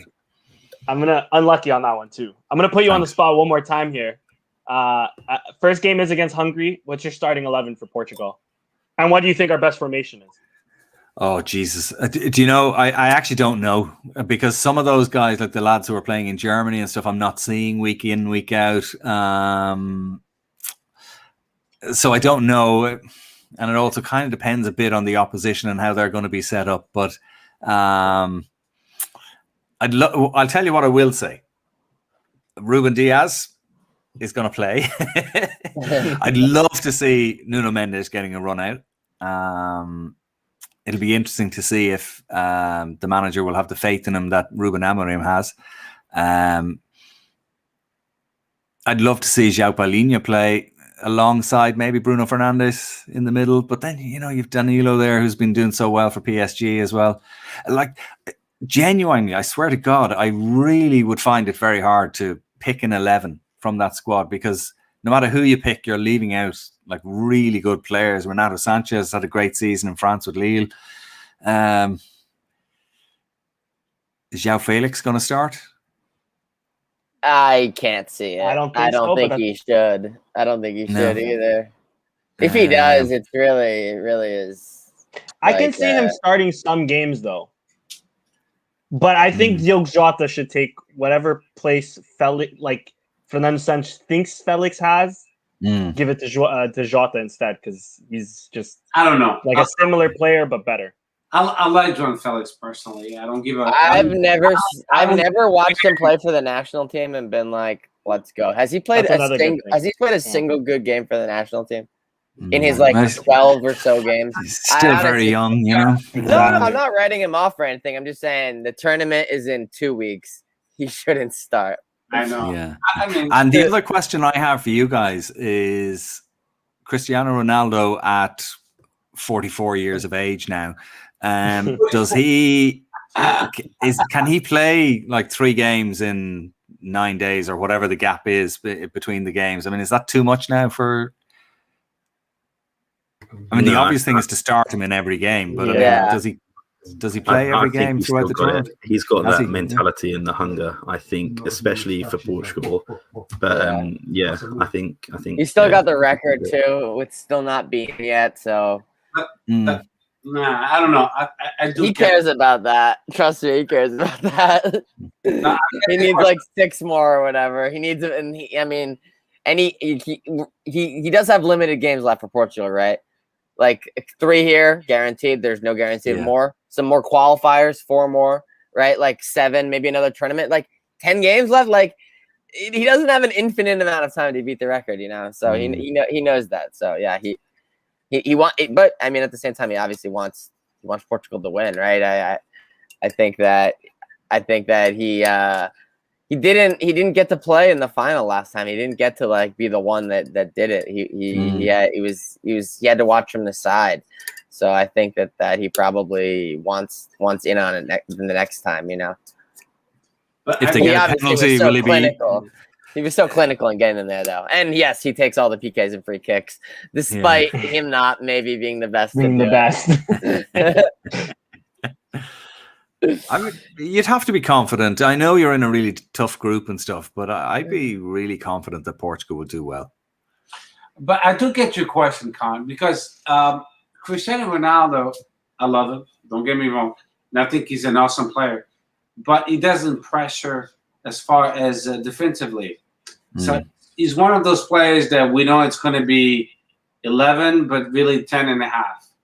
Because he doesn't give us what we need as far as a Paulinho that we sometimes so much hate. Me personally, I like him. He doesn't score a lot of goals. He just got the Sporting anyway. But he does pressure defensively. He drops back and he follows the defenders and midfielders. And that's what Cristiano Ronaldo lacks of giving to the national team. He focused so much in just being a great winger or forward, but he doesn't help out in the defense. And that's a negative against him. And I know he's an old-timer, let's say it that way. But anytime he'll be replaced by somebody that's willing to do all that altogether.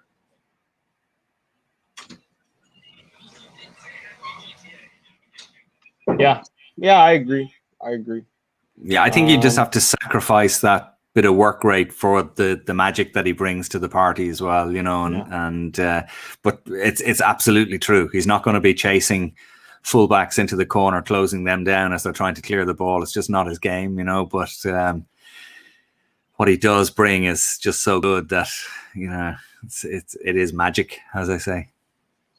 I mean, I know I said something that people don't like me to say it, but I know it's the truth. He doesn't pressure back at all. So, you know, I mean, sort of at Juventus, he didn't, and I love him. Don't get me wrong. But in the 21st century, a striker has to pressure back, like we expecting from Thiago Tomas and Paulinho, and he doesn't do it at all. Yeah, even like the likes of Bernardo Silva at Manchester City. I mean, that's what they do. You know, they put defenders under pressure straight away as soon as they receive the ball. Their work rate is really high. But and that's why they get paid $10 million a year. Yeah, I suppose. Yeah, but there are other things that Cristiano Ronaldo is pretty good at. In fairness to him. No, of course, no doubt about that. But you know.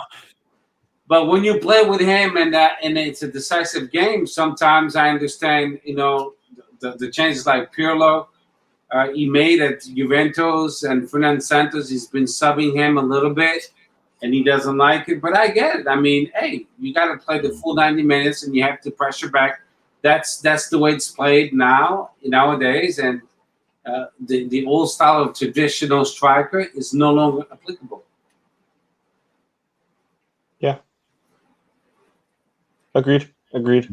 I don't know about anything else about the Euros, guys. If anybody else has any comments, questions, take it away, guys. What about England's chances, Sam? Oh, that's a good question. I think they've got a good team. The defense, I think, leaves a lot to be desired. I think they've got generational players in there. Foden, I really rate Mason Mount as well. Mason Greenwood, I think, but just the defense, I think, will let them down. And I don't see them doing too well personally. I think, like I said, they're very sort of top heavy. As in regards to even goalkeepers, I don't really rate Jordan Pickford that much. You know, they've got Dean Henderson, but I'm really not sure about their defense there. I'm just off the top of my head, I can't remember who's in their group. Yeah, I'm pulling it up now. Where is it? Did you notice that Sam said, I think. I was trying my hardest not to say that. So more British than Portuguese. I get it. I don't like the English national team, mostly to do with the English press, to be fair. But I think they do have a great quality players, but in terms of like the whole squad and like the press, I really don't like the England national team when they play. Yeah, it's funny. My brother-in-law, the Arsenal fan that I was talking about earlier on, he doesn't follow the English football team at all. I mean, he's from London, he's English, but it's Arsenal is his team, and he doesn't care about the English national team at all. Wow. Yeah. But no, I must say I'm really looking forward to the Euros, though. You know, it's been a long wait. Sounds like he's related to my friend Bruno Ferreira. Bruno is the same way. He doesn't give a damn about the Portuguese national team, only Porto. Just really, yeah. I can the best picture. England, Scotland, Scotland, Croatia, Czech Republic. Croatia. Oh, that's an easy group. Yeah, England always get an easy group. I don't know how they managed to fix that, but they always get an easy group. Yeah, mind you, Croatia will give them a decent match, but yeah, you'd expect them to come out of that group all right. I mean, when you compare that group to Portugal's, it's just chalk and cheese. Let me ask you a question. It's the top two that qualify, because when I was looking at the UEFA website, and there's third place teams. Also. It's the third place in every group. Or No. I think it's only 4. The best third places. The top 2 or 3 or something. I think it's the top 2. Yeah. 2, 4, 6, 8, 10, 12. The top 4 third place teams then. Yeah. Okay. So which is horrible for a group like Portugal, because there's so many tough teams. Yeah. That if you draw, let's say we draw against Hungary, I mean, we're screwed. We have to win at least one game. Germany. And then even if we tie Hungary, exactly. I was gonna say, if we tie Hungary, tie France and Germany, that's still maybe tough, because 3 points might get you through, might not, depending on the other groups. Yeah. But I mean, it worked for us last Euros, so maybe we need some of that again. Yeah. The only pity for place for Scotland, then I reckon they'd be England. I'm just putting that out there. Putting into existence. I gotta tell you, if we don't win the European Championship, I would love for Scotland to win it. I would love that. Scotland. North Macedonia. Rostovsky. I mean, they make the best whiskey ever. So. Hey, you obviously haven't tried Irish whiskey. No, I think you're confusing and stuff. Pretty good. I'll send you a good bottle of Irish whiskey, and you can try it out. And... 222 Angevin Middletown. I don't know if you want to put that out there in the internet stuff. Yeah. Hey, it's fine. Send me a bottle of whiskey. The games been played all over Europe. I know they've reduced it. I mean, we were meant to, I think it was 4 or 5 games were meant to be played in Dublin, and it was taken away from Dublin because of the whole COVID situation and everything. But the concept of playing the finals around different countries in Europe, I'm not a huge fan of that. Yeah, I like the idea of like a host country. Or city, yeah. Just as more of a kind of a carnival atmosphere when, say, like Portugal were hosting it, and was it 04? 4, yeah. You know, all the fans come together from the different countries, and there's just, you know, everybody's wrapped up in the championships. Whereas when it's spread out the way they're doing it this time, I'm not sure it'll have quite the same impact, and it's also a bit of a pain in the ass for fans who have to travel from, you know, one country to another to the games and stuff. So it'll be interesting to see how it goes, but I wasn't a huge fan of that idea, I must admit. I agree. I agree with that. Even before COVID. Yeah, I think they tried to I hate to say it this way, but it's more than obvious they tried to imitate the United States. They thought they were like European Union being together. They thought that they were like a country like the United States, and let's do it the same way they did it. So that's why. I think they try to please everyone as well by going to every country so like all the bigger countries and bigger stadiums. Somehow Lisbon's not included, or Porto. You know, multiple 5-star stadiums left out. Yeah.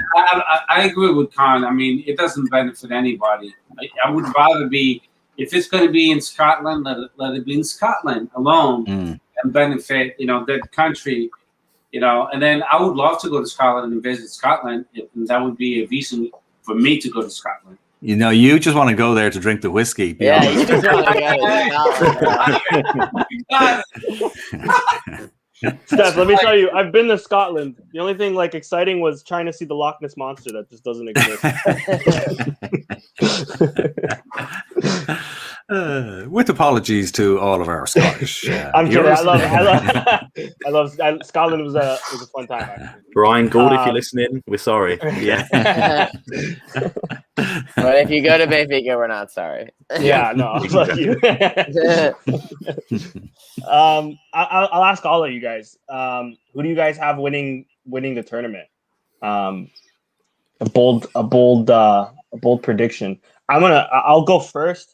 I think I'm gonna go with France. I think I see them, not us. I see them repeating World Cup and then Euro, especially off the pain of the last Euro where they lost at home to us.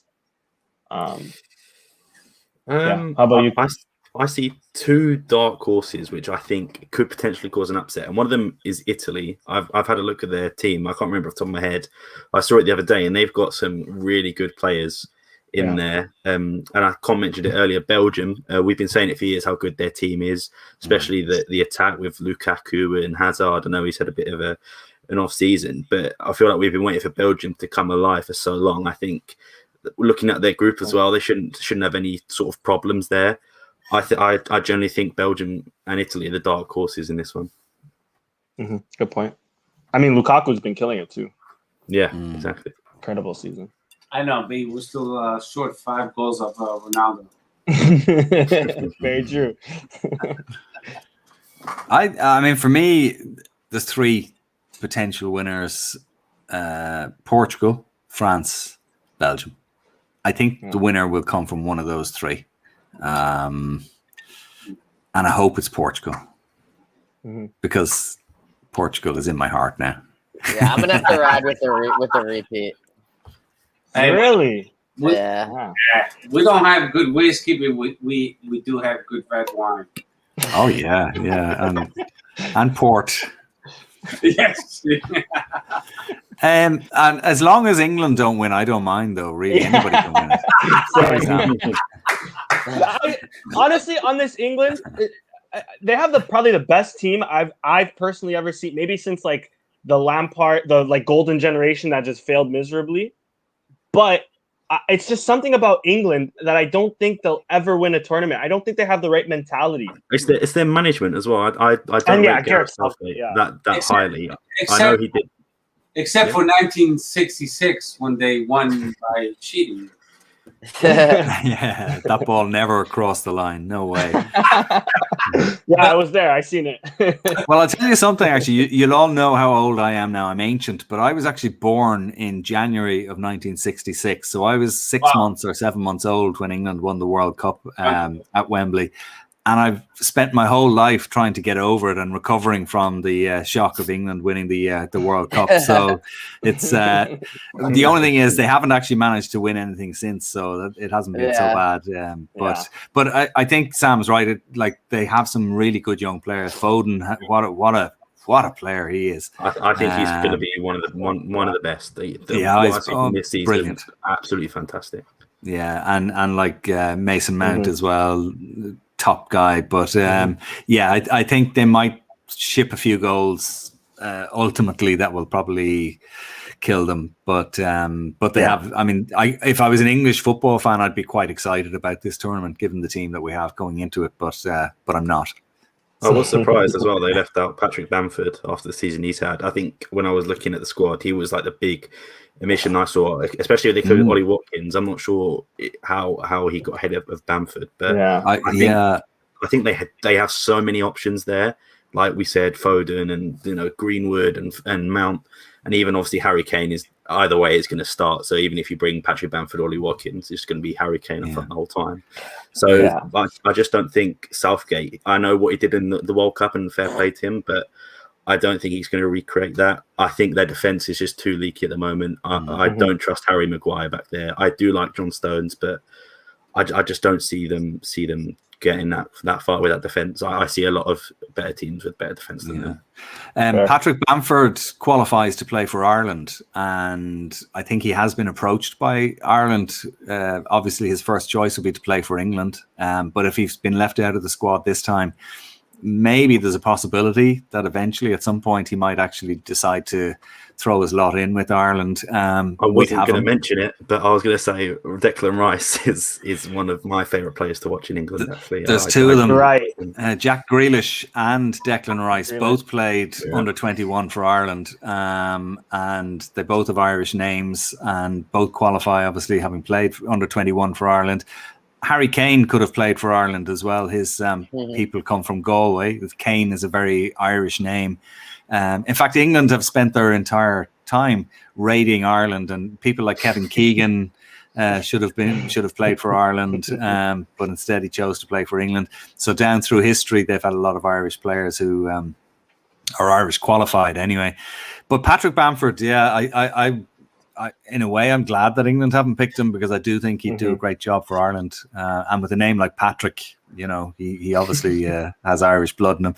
So we'll see that. But that's I suppose a discussion for another day. We'll see what happens. But yeah, Rice and Grealish would be very unpopular in Ireland, having come, like, they played 15, 16, 17s, 18s, 21s with Ireland, kissing the badge and singing the anthem, and then was Rice the captain as well for the under? He was, yeah. I could have sworn Rice has at least one senior cap, doesn't he? He was in the squad, and they made the mistake of not putting him on for the last 60 seconds or something just to nail him in, and because he had only played friendlies, or he had only played under 21s and hadn't played a competitive game. That was that, and he is himself and Jack Grealish in the Irish team would be great for us, but that's water under the bridge now. But if they don't win the Euros, we won't be too disappointed. I'll put it that way. We feel about them the way you feel about Rui Patricio after he left Sporting that time. I see. You can really, you know. But it's look at all those teams. Look at all the games we have to look forward to. I'm really excited. Really dying for it. Yeah. So let me put everybody on the spot if you guys don't mind. I'm going to start with Con Murphy. So who's going to be the winner of Group A? Italy. Sam. Italy as well for me. Chris. Yeah, Italy. Danny. Switzerland. Ooh, Seferovic. Okay. Seferovic, yeah. Seferovic and Zaka for your Gunnar brother. Let's move on. Group B, Con. Belgium. Yeah. Sam. No brain. Yeah. Belgium. Belgium as well. Yeah. Yeah. Okay. And Group C, Con. It's a tough group. Yeah, I'm going to go for the Netherlands is the obvious one. Maybe I think Ukraine could be good as well, but Netherlands have found a little bit of form again, so I'll go with Netherlands. Sam. I think I'm going to go with Ukraine, because I know they've got some of that Brazilian heritage in their team. I think Tyson is one and Marlos is one, players that I can't say I watch too many Shakhtar games, but when I see them in Champions League and Europa League, they've been good. So I'm going to make a wild prediction, and I'll put Ukraine up top. Chris. I'm riding with my boy Ristovski. I was going to say the same. I'm actually trying to look up the Austrian team, because I think the only one I recognize is maybe Paulsen, but yeah, I'll go with Austria. David Alaba. True. But they had a disappointing World Cup or last Euros, now that I think of it. I'll go with Holland as well, the Netherlands. But Northern Macedonia for sure getting second. For sure. That's a Daniel stamp it. Yeah, I'm going to go with Macedonia. So Group D, Con. Group D, Croatia with England to finish fourth. Someone I don't believe you, but Sam. I'm gonna edge England. I do think Croatia will be close. I do like the Croatian national team, but I think a lot of their star players are up there in age, so I think I'm gonna go with England. Chris. Yeah, unfortunately, England. Same. Don't be so happy about it. Unfortunately, England too. But like we've been mentioning the whole podcast, Scotland better come first to justify Ryan Gaul not being in there. Okay, me personally, I'm going to see Scotland. My neighbor, he's a Celtics fan, green and white, so I'm going to go to Scotland. Yeah. So, okay, Group E, Con. Group E, I think Spain aren't as good as they used to be, and I think Sweden are fairly decent. Poland have some good players, but I'm going to go for Spain. Okay, Sam? Just on form in the Bundesliga, I think you can't count out Lewandowski. I'll put Poland first. Yeah. And Portuguese manager too. Yeah. Oh yeah, I forgot about that. Yeah, there it is. Yeah, and Polish females and Poland. I'm gonna go. I'll lean more towards Sweden. I think they have a good team. They have the Juve guy too, who's had a pretty good season. Ibra's back. Lindelof is amazing center back. Ibra's injured, I think. Oh, he's right. been ruled out. Yeah. Oh, that changes everything then. Yeah, I'll go with Spain. Sweden have a good team though. Yeah, I'm gonna go with Poland. For some reason, I think Poland's gonna be the outsider of that group. And then Group F, Con, but I'll go first. Portugal, go ahead, Con. I'm going to say Portugal, France, and Germany to finish level on points, and Portugal to have the best goal difference. Actually, I don't know if it's goal difference or head-to-heads that count, but if they finish level on points, it'll probably be the same head-to-head anyway. Portugal by a nose. For me, my brother put the comment in earlier about Mbappe and Benzema being up top, so I think France going to finish first with Portugal second, then Germany third, and then obviously Hungary fourth. I knew you were French. I knew you were French. That's why he hates England so much. Yes, exactly. What about you, Chris? Portugal. No, I'm gonna agree with Sam. I'm gonna go France. Portugal second though. Portugal second. That's because you live in Canada and you speak French as your second. Un petit peu. You were born in France, Steph. Yeah, but that was my mistake. I had no choice in the matter. I do speak the language and I'm proud of it, but I'm fully Portuguese 100%. So now the last question of the day will be: who's going to win the European Cup? Yeah, I'm gonna stick with. Oh, sorry. No, hey, I'll guess first. Con Murphy. I'm gonna go with Portugal. I'm just looking at that squad and I'm thinking for Ronaldo to go out in a blaze of glory, Portugal to win, but I'd be very worried about Belgium. Sam? Obviously, I want Portugal to win. Like, don't get it twisted, but I'm gonna have to go Belgium in this one. Chris? I want Portugal to win, and I think they're gonna. And I honestly haven't had this much confidence going into a major tournament, maybe ever, to be honest. Since Euro 2004 for me, but you know, I didn't even. Any confidence that I have was immediately shattered after the first game. So the rest of it was just a bonus. True. And Danny? Yeah, I would love Portugal to repeat, but I see France winning this. But outside shout, Canada's gonna win the Gold Cup, July 2nd. By the way, guys, that's when it starts. Good luck. Let me just throw that out there. Well, I'm going to go along the same line. I think I want Portugal to win, but I think Scotland will win. It's Scotland. But look, Stranger things have happened. Stranger things have happened. Johnny Walker, Blue Label. Glenfiddich. I'll feel really bad for Ryan if he misses out on that, to be honest. Yeah, for real. The one thing I would point out is I'm the only one who tipped Sporting to win Liga NOS this season, so I'm on a hot run now with my tips, and so I think Portugal. Remember where you heard it first. Portugal to lift the trophy. So what you're saying, Con, is if Portugal win the trophy, you'll be back on for part 3. Yeah, you'd be sick of me by then, but I'd be more than happy. Yeah, I actually really genuinely think Portugal have a really good shout with that squad. I mean, just when you look at it, yeah. I'll see you again. I hope so. I'm about to place a bet on Portugal right now. I'm gonna bet. I wonder what the odds are, but I'll put a nice little $10 on them. No problem. I'm gonna bet on Scotland. Steph, I don't know if go a long way on Scotland if they win. If Scotland wins, you guys will have to come over to my house, and I'll give you a place to stay. I'll give you food. I'll give you drinks. Well, you gotta buy your own, like whatever you like, of course. Well, you'll have a place to stay food.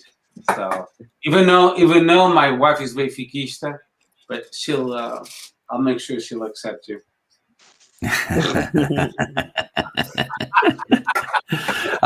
You must have some interesting chats when the derby is on with the wife. Oh, it gets a little bit ugly, even though she's not like very in depth with Benfica. She doesn't even know the data foundation because I confuse all the time. I mean, Benfica are confused about that anyway by themselves. But you know what I mean, guys. Yeah, we have some interesting conversations. But once Sporting does win, I certainly don't want Benfica to win. Before we wrap it up, I don't know if there's much modalidade. I know just the basketball, but I don't know if and the hockey today. So, Steph, I don't know if you want to do a quick Ladies lost. Yes, of course, that too. I didn't want to talk about that. Yeah, so in basketball, we'll play against Portugal at Caixa do Dragão in their pavilion.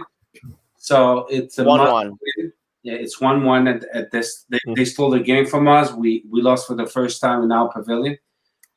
So we must win tomorrow. If we don't, then we'll be put on the spot, and they could win the championship in their pavilion. So we clinch in the Joaquim Patins. In futsal, we played the second game against the Leões Portugal on Sunday. And it looks like we're going to win. And Benfica, they're winning against Módicos. So it looks like the final is going to be Sporting Benfica. And that will be the last competition of in the modalities to finish, to wrap up the season 2020-2021. So we better win that competition. So the soccer beach or football beach tournament has begun, but it's in the initiation stage of it. So we still have the whole summer. Sporting won the last championship, but that's still too early to talk about that.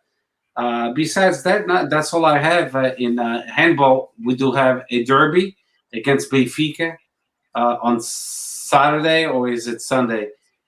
Which it doesn't mean much, really. It's just the derby itself because they lost against Sporting the Horta from Açores, and we basically guaranteed the second place, which gives us a place in the. We clinched the Liga Europa in the handball competition. And here comes my son, Sam, but he doesn't want to be on he is Sportingista. At least he doesn't know, but he's a sócio do Sporting. Since he was born, and I don't think he cares about that yet. Eventually he will. And then that's it I have for modalities, really. Cool. Oh, and the B team got promoted to the third league. Yeah, they play on Sunday against Odier. But it doesn't mean anything. That's why I didn't mention it. Yeah. Yeah, it's just a practice game, and they know. That's it. Back to you, Danny. Perfect. Con, thanks again for joining us. We're to part 3 when Portugal do win the Euros. I don't know if I'm cutting in or out yet. You guys hear me okay? Yeah, you're back. You're back with us, yeah. I think I'm back. Con, again, thank you for joining us again. Well, we're looking forward to part 3, like I was mentioning, when Portugal do win the Euros. I'm gonna place a nice little bet on that. So cheers to that. Steph, we can then now exchange addresses after for the whiskey, so that your address isn't out on the internet like that, unless anybody wants to send Steph some stuff. Murphy, where do you live, Murphy? I live in Dublin, but I'm not giving my address out on the internet. Listen, I don't know if I ever told you, but I work for the U.S. government, so I'll find it. Anyway. I'll find you and I'll get you. Yeah, that's believable. I'm not gonna lie, it's believable. I'm only kidding. It's just, I could never do such a thing because I would get fired. No, I would actually I would. If Portugal wins the European Cup, we'll go to Dublin and celebrate with Murphy. That sounds like a party that's worth attending. Yeah, definitely. In a neutral environment. It doesn't have to be at your house. Done deal. Thanks, Con. Yeah.